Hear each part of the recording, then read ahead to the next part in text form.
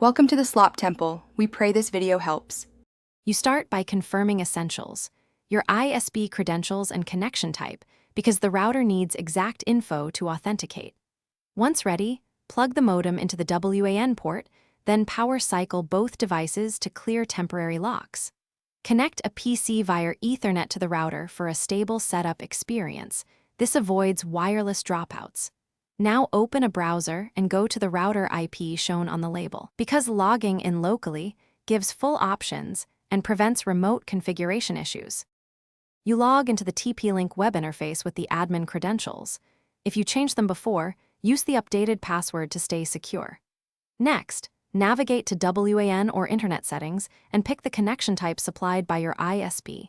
Choose PPPoE to enter username and password, dynamic IP for automatic assignment, or static IP to input address, gateway, and DNS.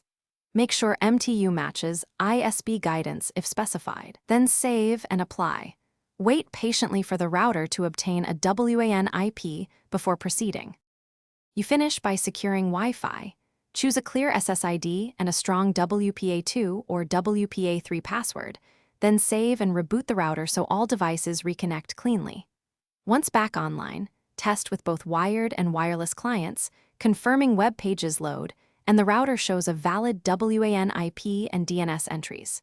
If internet still fails, try this key troubleshooting tip. Power cycle modem and router together. Re-enter ISP credentials exactly, and if necessary, perform a factory reset.